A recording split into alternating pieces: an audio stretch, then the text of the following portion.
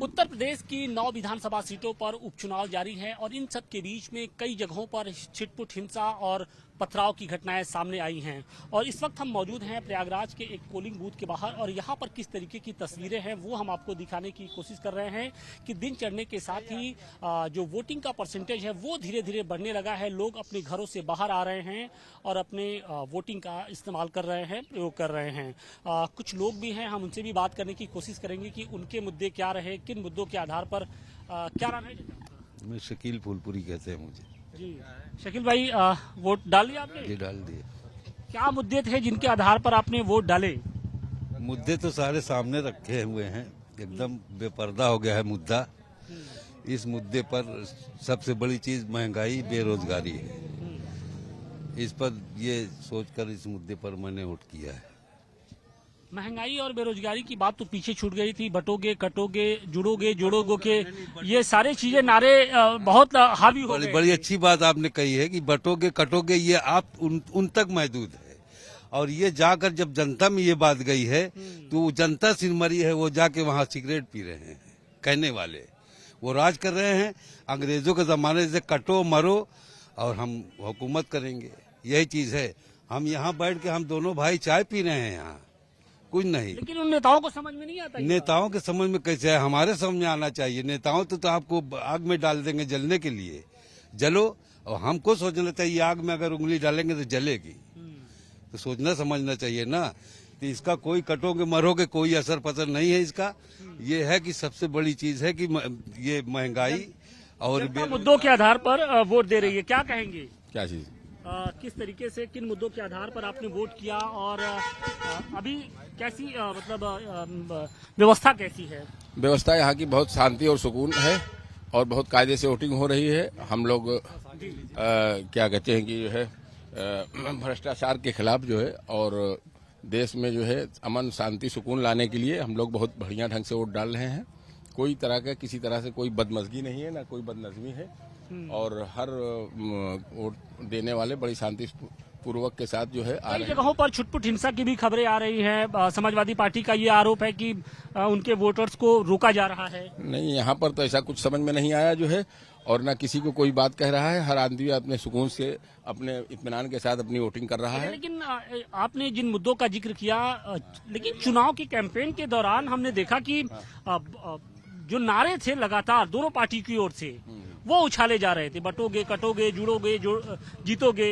तो इन मुद्दों का, इन नारों का प्रभाव कुछ देखने को मिल रहा है? नहीं, ऐसा कुछ भी नहीं है। यहाँ पर न कोई नारा हो रहा है, न कोई मसला है। यहाँ इस वक्त आज तो बहुत बढ़िया पुरसुकून है। कल भी रहा, परसों भी रहा।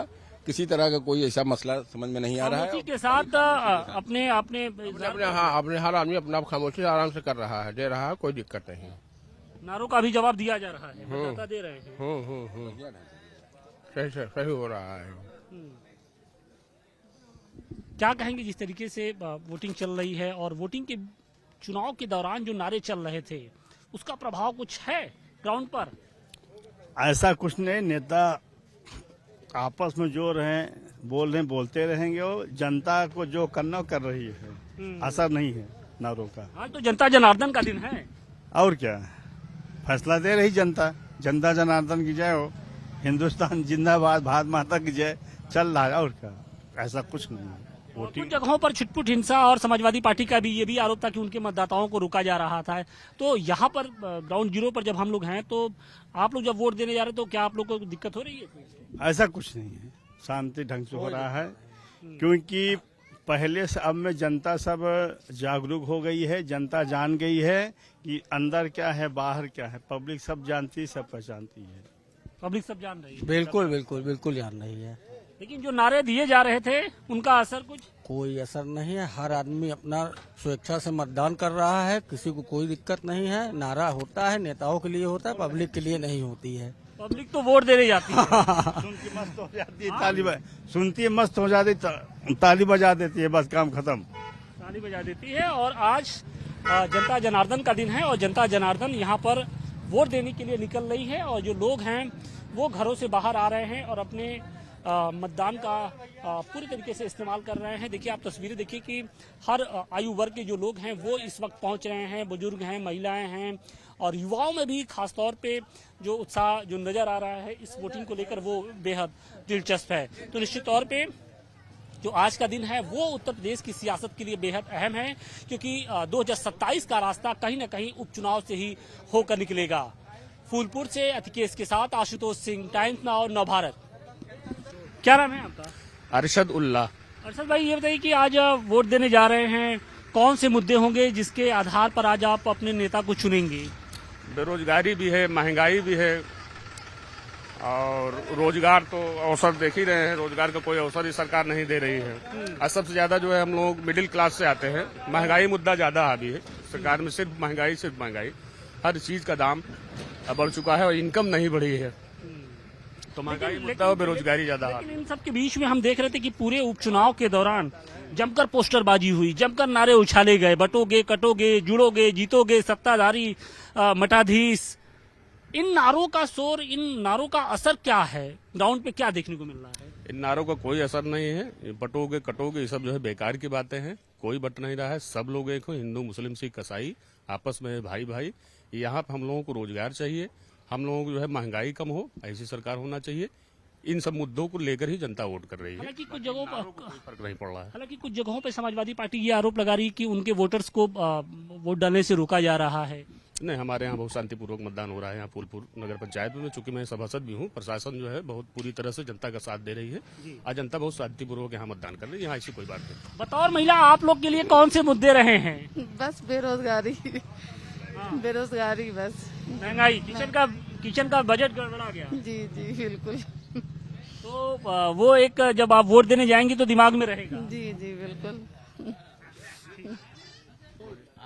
क्या नाम है आपका? हमारा इकरामुल्लाह नाम है, इकरामुल्लाह। जब आप वोट देने गए हैं तो वोट दे दिया या देने जाएंगे अभी? अभी नहीं दिए हैं, देंगे। अच्छा, देंगे। कौन से मुद्दे रहेंगे जो ध्यान में रखते हुए आप वोट देंगे, जो जहन में है आपके? बस और क्या, ये आजकल जो महंगाई और ये सब है, और क्या नौकरी छोकरी लड़कन की, और क्या पढ़ा के टहल रहे हैं, नौकरी नहीं मिली, और क्या बस। और बाकी सब ठीक है। लेकिन दोनों पार्टियों के लिए तो ये मुद्दा ही नहीं है। दोनों पार्टियां, एक पार्टी कहती है कि पीडीए का नारा देती है, एक पार्टी कहती है कि बटोगे कटोगे। पार्टियां तो ऐसे करते रहते हैं, उनका तो यही काम है। हम लोग जो चाहिए वो चाहिए। सियासी तौर पे ये प्रभावित नहीं करते हैं आप लोग को? नहीं, सियासी बात मर्जी है माफी, जिसका तबीयत चाहेगा देंगे, जिसका तबीयत नहीं चाहेंगे नहीं देंगे।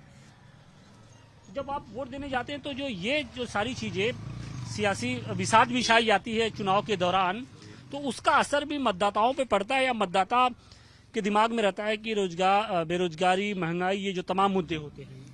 ऐसा है, मतदाता जागरूक हो गया है और वो जानता है कि हमको किस मुद्दे पर जो है वोट देना है। ये बहुत कम ही अनपढ़ लोग होते हैं जो ये भड़कावी बातों पे जाते हैं। असल मुद्दा तो बेरोजगारी है, महंगाई है, और ये सब जो फालतू बातें होती है इसमें कोई दम नहीं है कि बटोगे तो कट जाओगे, ये सब कुछ नहीं है। ये तो सिर्फ वोट लेने का एक मुद्दा है और इसमें कुछ है नहीं दम। लेकिन अखिलेश यादव कहते हैं कि पिछड़ा, दलित और अल्पसंख्यक हमारे साथ है। आखिर इन बातों का लाने का मतलब ही क्या होता है? ऐसा है कि ये सब जरूरी नहीं है कि उनके साथ सब लोग हैं, कुछ तो उनके मुखालिफ भी हैं। ऐसा नहीं कि सब उनके साथ ही में हैं, लेकिन असल मुद्दा जो है वही महंगाई और बेरोजगारी है। जी, क्या कहेंगे? बताइए आप। नहीं, मुद्दा क्या है इस बार चुनाव में जब आप वोट देने जा रहे हैं? तो मुद्दा यही है, बच्चे जो है पढ़ लिख कर बेरोजगार हैं, कहीं रोजगार मतलब रोजी मिलती नहीं। इसी महंगाई की वजह से हम लोग थोड़ा पीड़ित हैं। महंगाई कम हो, भ्रष्टाचार कम हो, बच्चों को मतलब जो है नौकरियां मिलना चाहिए। इसी मुद्दे पर हम लोगों का ख्याल है, ध्यान है इस पे। लेकिन नेताओं को तो अपने सियासी नारों का ख्याल है। नेता किसी पार्टी के हों, वो अपनी सियासत को सियासत करते रहें और मेरा जो काम होगा हम वो काम करेंगे। जनता जनार्दन अपने हिसाब से। जी हाँ, जनता जाग चुकी है। जनता अनपढ़ नहीं है। मैं अनपढ़ हूँ, मगर मेरे बच्चे अनपढ़ नहीं हैं और हमें तालीम देते हैं, पापा ऐसा करना होगा आपको। हाँ, अब आपको उस चक्रव्यूह में फंसना नहीं है। बिल्कुल नहीं फंसना है, जिसमें 70 साल तक हिंदुस्तान फंसा रहा। जी जी, अब नहीं फंसना। अब जाग चुका है हिंदुस्तान का जनता। जनता जाग चुकी है नेताजी। जागरूक हो गया जनता। कहते हैं कि जागरूकता, जाग धन रुकता, जाग करके समाज क्या है, रुका हुआ है। आज समाज को सजग होने की जरूरत है। क्या सजग होशियार होने की जरूरत है। लेकिन नेता सजग और होशियार कब होंगे? इनको आप चुनते हैं। समय आने पर जनता कर देगा होशियार, उनको सजग कर देगा। जो जनता के साथ छल करेगा, जनता भी उसको छोड़ने वाली नहीं है। ठीक है, 2000 ये उपचुनाव नहीं है बल्कि 2027 का सेमीफाइनल के तौर पे देखा जा रहा है। क्या लग रहा है आपको कि फाइनल के पहले एक सेमीफाइनल खेला जाता है ना? 2027 में फाइनल होगा और 2027 के पहले ये जो उपचुनाव है इसको सेमीफाइनल के तौर पे देखा जा रहा है। ये तो रिजल्ट के बाद मालूम होगा, निकला जब गिनती होगा उसके बाद मालूम होगा फाइनल। बाबा जी का बहुत कुछ दारोमदार इस पर है, इस उपचुनाव पर। हाँ तो ठीक है, विचार जो होगा पब्लिक के वो करेगा। उनका फोकस है कि ये इलेक्शन हमको निकालना है। उनको जो है अपनी यूपी की जो है 27 की लोकसभा विधानसभा की जो है उनको दोबारा अवसर मिले, इसलिए वो चाह रहे हैं कि हमारा जो है ये 9 सीट निकले कम से कम। वो तो पूरी कोशिश करेंगे, लेकिन ये मतदाता के ऊपर है कि मतदाता जो चाहेगा वो होगा। फूलपुर में क्या लोग चाह रहे हैं? फूलपुर में अब यही है कि सपा और भाजपा की टक्कर है। अब इसमें जो भी निकाल ले वही समझ लीजिए। तो सेमीफाइनल की डगर क्या बाबा जी के लिए आसान होगी या अखिलेश की साइकिल फिर से दौड़ेगी जैसे लोकसभा चुनाव में दौड़ी थी? देखिए, इस समय जो सिचुएशन चल रहा है, किसी पार्टी के बारे में हम कुछ नहीं कह सकते हैं। संघर्ष के बीच में दोनों पार्टी अपने मुकाबले में लड़ रही हैं, तो सत्यता है। कांटे का संघर्ष, कांटे का मुकाबला चल रहा है, नेट टू नेट फाइट है। जी सर, फूलपुर में भी वही हालत है। वही हाल फूलपुर में भी है। अब जो जिसकी भाग का फैसला ऊपर वाला चाहेगा वो अपनी सीट को ले जाएगा। शुक्रिया। चाचा क्या नाम है? मेरा नाम सलीम अहमद। 2027 के पहले जो विधानसभा चुनाव होगा, इस उपचुनाव को सेमीफाइनल के तौर पे माना जा रहा है कि जो सेमीफाइनल जीतेगा वही फाइनल में जाएगा और फाइनल जीतेगा। किस तरीके का मुकाबला देख रहे हैं इस उपचुनाव में? मुकाबला देखिए यहाँ सपा और बीजेपी का है, समझे नहीं, बाकी और कोई पार्टी तो है नहीं चुनाव में। अब वही में दोनों में जहाँ भाई इस उपचुनाव के साथ ही योगी आदित्यनाथ का इकबाल भी फंसा हुआ है और समाजवादी पार्टी चाहती है कि जिस तरीके से जो मोमेंटम उनको मिला था लोकसभा चुनाव में उसको बरकरार रखा जाए। नहीं, चुनाव तो इसे जो है जीतना चाहिए सपा को, क्योंकि अगली बार बड़ा कम और से हार जीत हुआ था, समझी नहीं। तो अब की बार जो है कुछ अदर को कास्ट भी इनके साथ में लगे हैं। पीडीए का भी नारा दिया है। पीडीए का नारा दिया है। कुछ एससी कोड जो है, जैसे अगली बार एससी कोड इनको बहुत कम मिला था, अब की बार कुछ एससी कोड इनको जो है वो मिल रहा है। तो दूसरी तरफ हम देख रहे हैं कि बटोगे कटोगे के नारा दे दिया अखिलेश, योगी आदित्यनाथ जी ने दे दिया। वक्फ बोर्ड की बात होने लगी कि वक्फ बोर्ड को लेकर बहुत जोर शोर से हो हल्ला मचने लगा। तो क्या लगता है कि वोट के जरिए जो अल्पसंख्यक समुदाय है वो उनको सबक सिखाएगी क्या? अब अल्पसंख्यक समुदाय जो है सबक न सिखाएगी, लेकिन अल्पसंख्यक समुदाय तो ज्यादातर जो है सब सपा को वोट दे रही है। अल्पसंख्यक समुदाय ने मन बना लिया है। एक मुश्त जिस तरीके से समाजवादी पर जैसे लोग हमारे यहाँ जी अल्पसंख्यक का वोट जो है हमारे ख्याल से 98% जो है वो सपा को मिल रहा है। ये कांटे का मुकाबला है। हाँ, मुकाबला तो है ही, कांटे का मुकाबला तो वन साइडेड थोड़ी है, मुकाबला तो कांटे का ही है। भाई अखिलेश योगी जी की भी किस्मत दांव पे है एक तरीके से। योगी जी किस्मत भी दांव पे है भैया, अखिलेश की किस्मत दांव पे है। वो भी चाह रहे हैं कि 24 जीते तो 27 में हमारा उसका जो है बेनिफिट मिले। हाँ ठीक है। उपचुनाव के बीच फूलपुर के मतदाता हमारे साथ हैं, हम उनसे ही बात करेंगे कि उनके क्या मुद्दे रहे, किन मुद्दों के आधार पर आज उन्होंने वोट किया। वोट डाल लिया आपने? जी हाँ, वोट हमने डाल लिया।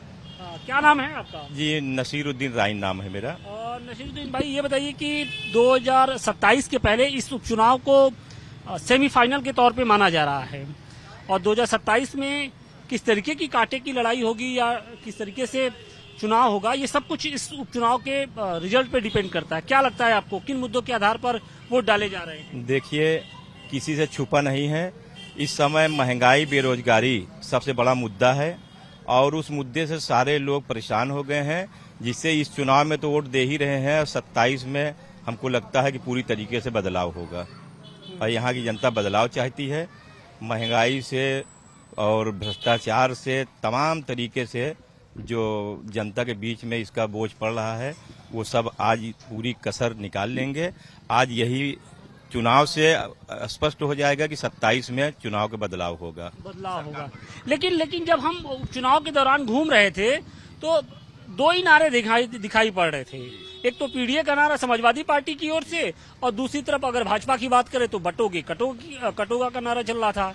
तो इन नारों का कितना असर आप है ग्राउंड पर? देखिए, ये हिंदुस्तान की परंपरा है, यहाँ हिंदू मुसलमान भाई एकता चारा का है। यहाँ पर किसी से बटोगे कटोगे कोई मसला नहीं है, यहाँ सब भाईचारा कायम है। यहाँ गंगा जमुनी तहजीब हमारा इलाहाबाद की गंगा जमुनी तहजीब के नाम से जाना जाता है, इसलिए यहाँ ये सब नारा नहीं चलेगा। यहाँ सिर्फ नारा चलेगा पीडीए। सर्व समाज के लोग इस समय सिर्फ एक ही उनका उद्देश्य है कि किसी तरीके से महंगाई बेरोजगारी वाली सरकार को हटाया जाए और अमन चैन की सरकार लाया जाए। आपने वोट दिया? जी सर। क्या नाम है आपका? शारिक मखदूम। शारिक भाई, क्या मुद्दे रहे जिनके आधार पे आज आप वोट देने गए? सर, हम अभी तो नौजवान हैं और पढ़ाई कर रहे हैं, तो हमारा यही मुद्दा है कि जो सरकार अपने नौजवान के लिए, अपने जनता के लिए भला चाहे, खुद एक रोटी खाए लेकिन दूसरों को पेट भर खिलाए, वो सरकार चाहिए हमें। वो नहीं सरकार चाहिए कि जो एसी में बैठकर हम जनता के वोटों के जीत का मजा लें और गरीब बेहाल झोपड़ी में तरसे, बारिश में पानी टपके तो परेशान हाल रहे। कोई मुसीबत कोई तकलीफ अगर लेके जाता है उसको एक सांत्वना देकर हटा दिया जाता है, इसका कोई हल नहीं निकलता है। लेकिन जब आप ये देखते होंगे कि इलाहाबाद से लेकर लखनऊ तक पोस्टर लगते थे, अलग अलग पोस्टर लग रहे थे, सत्ताधीश, मठाधीश, बटोगे कटोगे जुड़ोगे जीतोगे, तो आपको ये नहीं लगता था कि जो युवा हैं वो ठगे से महसूस कर रहे हैं? नहीं, जो युवा है वो ठगे से इसलिए महसूस नहीं करते हैं क्योंकि कहीं न कहीं युवा एक मजबूरी में अपने कदम को गलत फैसला ले लेते हैं। अगर एजुकेशन उनके माइंड में देता है कि एजुकेशन से हमें सही गलत का फैसला आता है तो वो सही रास्ता अपनाते हैं। जैसे हमारे कस्बे के माननीय शख्सियत अली जनाब नसरुद्दीन साहब ने बताया है, बिल्कुल सच्ची बात और हकीकत बात बताई है, मैं इससे सहमत हूँ। तो मतलब मुकाबला किस तरीके का है?